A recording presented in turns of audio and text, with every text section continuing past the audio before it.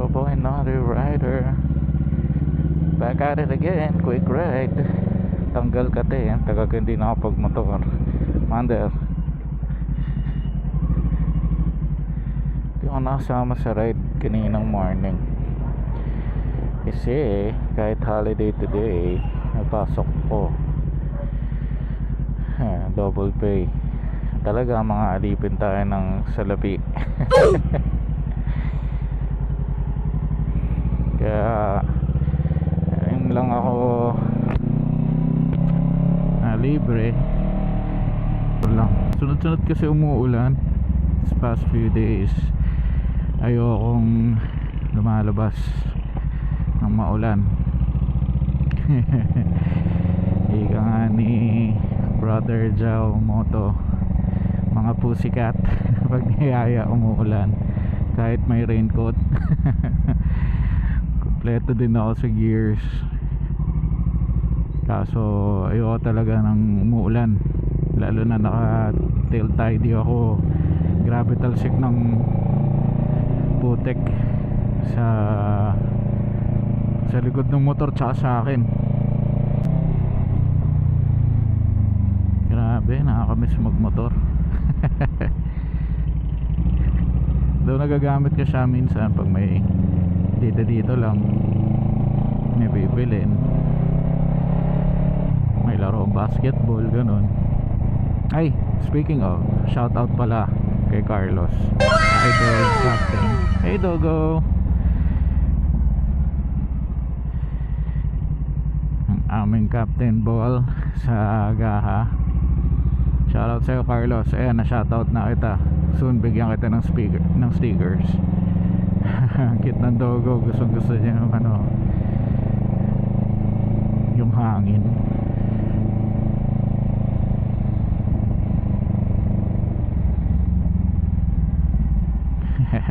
Kit niya.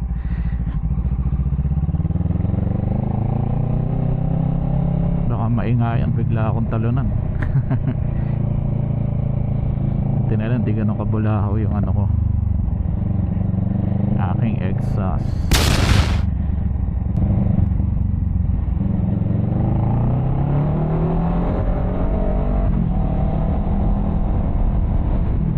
Sarap.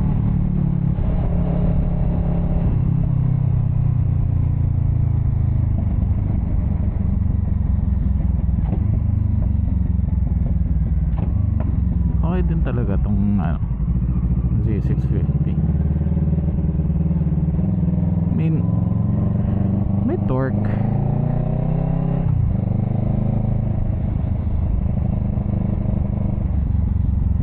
Parang di mo naman kasi sa traffic dito, parang hindi kailangan ng, ewan ko parang masyadong na yung 1000cc. Parang hindi na siya,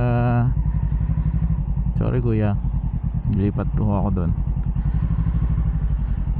Parang hindi siya recommended for ganitong klaseng city. Sa malayuan siguro, pero pag dito lang, gusto mo lang tumikim ng konting kurba, goods na to. Tapos naked pa, gaan sobra.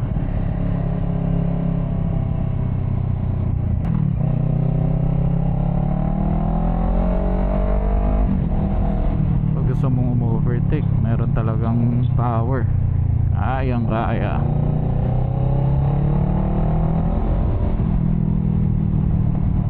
Minsan nga nag-overtake ako naka third gear, nakakalimutan ko pero okay naman, bit pa rin naman na power.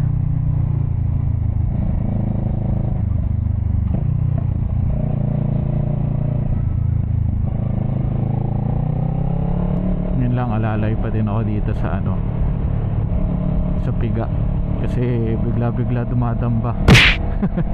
Ayoko mawili ng aksidente at hindi ko kayang kontrolin yun. Lakas ng naging response nito simula nagpalit ako ng KSPP velocity stacks, tapos nag KNN racing air filter ako. Sobrang ganda nung higop nung niya, Tapos pina-tune ko din kay Yogi, Master Yogi. Ayun, naging okay response niya. Tapos basta parang ang mas masarap siyang gamitin. Though hindi kasi nung time na ginawa ko yun, syempre parang medyo bago-bago pa ako. Parang ilang months pa lang yata sa akin tong motor.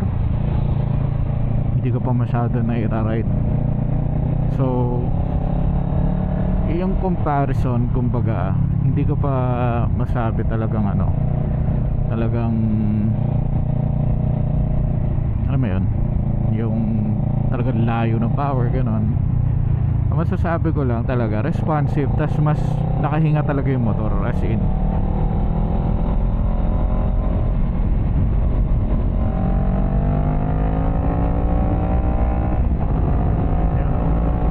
Hindi pa ganun kapiga, pero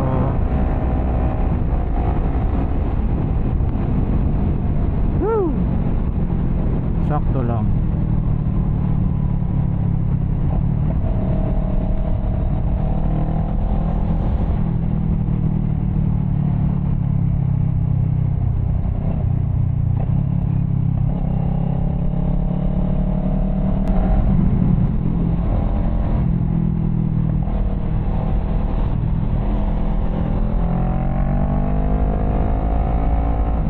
Lang, mga ganong kurbaan lang, solve ka na. Sarap eh. Alam mo naman tayo, mababaw lang, makabengking ka lang ng onte, goods ka na. Uy, bakit sila naka-stop?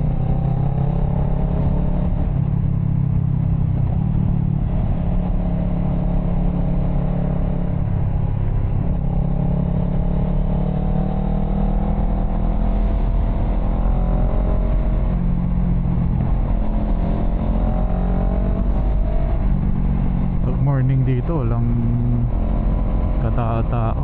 Sarap dito mga mote. Kamote responsibly.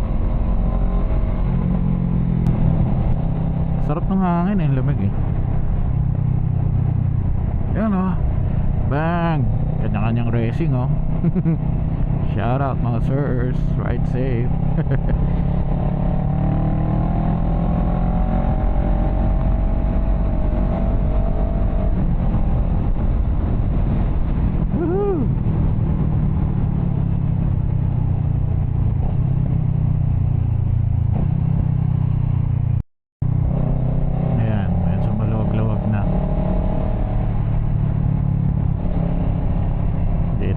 Sa Etibak.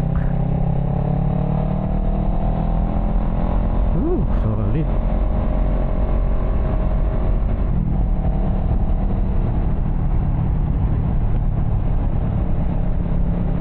Oops, may ginagawa. The Alamos, Vermosa. Diyan na lang. Naisip ko kasi dun sa may ano, sa may Petron. Kaso parang gabi na eh.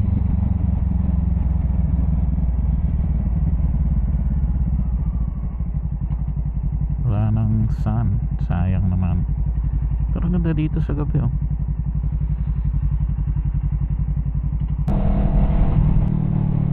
Dito na tayo liliko. Madaming tao nakatambay.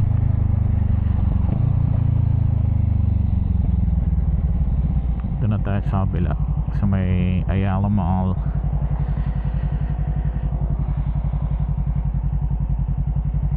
SWAT, City of Imus.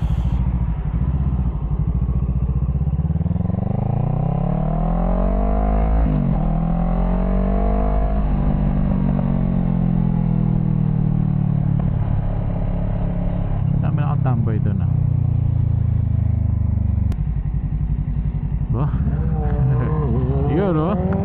Shout out sir.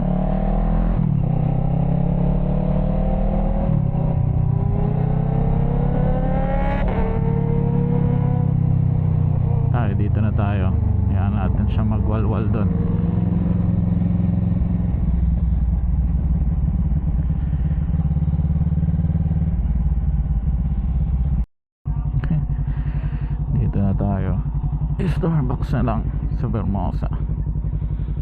Dami rin ano, Rebel na riders.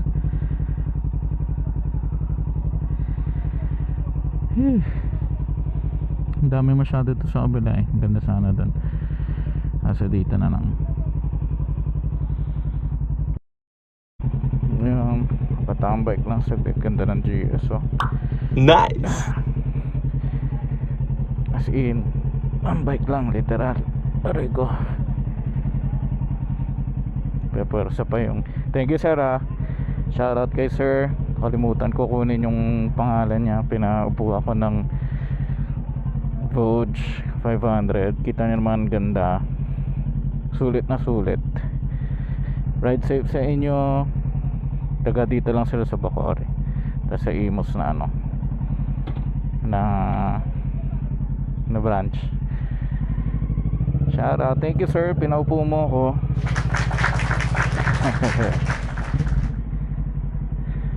Na try ko. Abot ko. Para kasi minamatahan ko yan dun pa lang sa ano eh. Sa tawag dito. Ride Manila ba yun? Ganda siya. Gandang motor. Bomba bomba. Ganda, magandang ano, gandang bike yan. Solid. Tsaka busog sa tech. For a 450k daw SRP nun. Pero kasama na lahat. Parang may top box na dalawang pannier na aluminum din. Tapos busog sa tech. Parang may riding modes, Eco Sport. Tapos may tire gauge pressure. Kaso hindi daw PSI. So i-convert mo pa yun. Tapos ABS tsaka traction control, ECS. Yun o. To ride safe sir.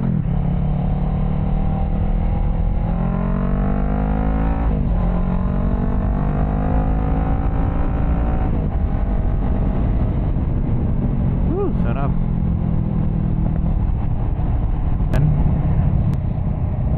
Sakto siya eh. Abot ko eh 5.5. Tapos insim ko nasa 724mm na insim. Nakalimutan ko yung height ng motor eh. Pero abot siya ng 5.5. Medyo tiptoe ka lang talaga. Hindi yung sagad na tiptoe. Medyo tiptoe ka lang. Kontrolado mo pa rin yung motor.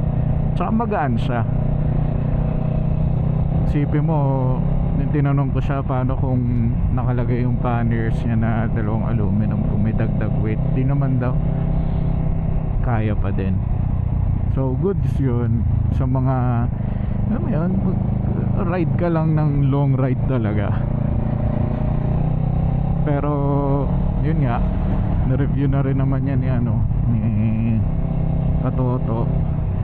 Ano naman siya, goods naman daw siya. Binahin niya yan pa north. Tapos pinakang selling point talaga niyang Vogue na ano yan, DSX 500 DSX, yung ano niya, suspension close na close daw talaga sa GS as in. So yun lang.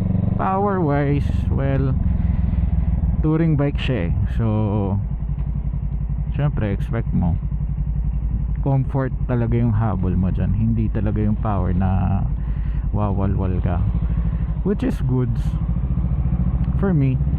Depende kasi yan sa nari yung iba gusto talaga mag tour lang, long ride kasama OBR, panalo talaga. Pero again, depende yan sa kung anong riding habit mo. Gusto mo bang racing ka, sports bike, mga ganito na ano ka lang, short ride ka lang, ganito mga naked, okay na to. Agile, tapos okay, nalagyan mo na ng muffler kahit di ganun ka ganda yung tunog tulad ng inline 4, pwede na, na-enjoy mo na yung ride. Ganda siya, ganda yung bike na yan. Yan yung pinag-iisipan ko Kasi mura siya eh. Tapos yung ganong specs. Tapos middle class lang na ano CC. Okay na okay.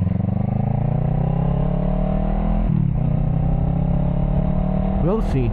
Pero ang medyo napupusuan ko kasi ngayon yung GSX 8R na nilabas dito eh. Ganda kasi ng fairings, pogi. Hindi ko nga lang, di kasi ako nakapunta ng ano eh, Makina Moto Show eh. Hindi ko naupuan yung bike. Pero hopefully, pag may oras ako, try natin puntahan sa ano, dealer kung saan malapit dito sa may south. Kaya tinatanong ko yung kinuhanan ko nito sa ano eh. Shoutout Motorcycle City Las Piñas, goods dyan. Pati yung after sales nila okay na okay. So ayun, sana magkaroon sila ng ganong unit para at least kahit maupuan ko man lang.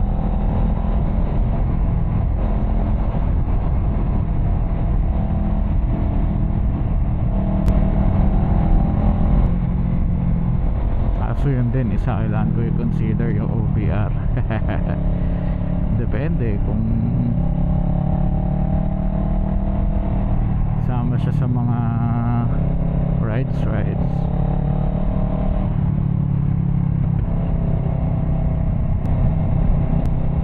Good bike. Ooh, fireworks. Saan kaya yan? Sa Evia kaya yan? Kalain mo, nakaka-capture pa tayo ng fireworks. Huwag lang ma-target fixate at baka mabenga tayo dito.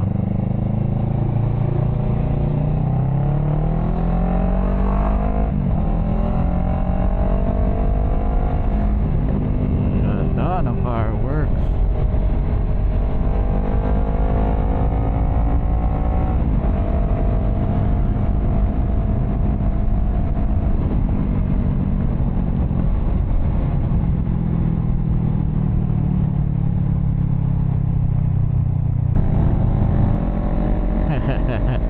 Shout out, sir.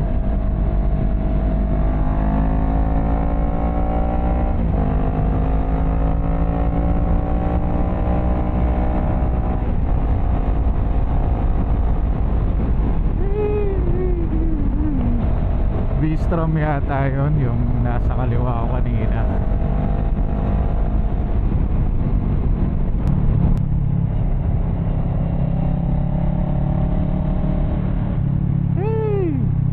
Ginagawa. Ay hindi, ano yung ginagawa nun mo yun? Magbebenta ba yun? Ha, sarap. Yun lang, yun ang tanggal kati ko doon. Yung liguan na yun. Ito ko na lang tatapusin yung vlog. At traffic na yan, malamang pa uwi, papasok ng BF.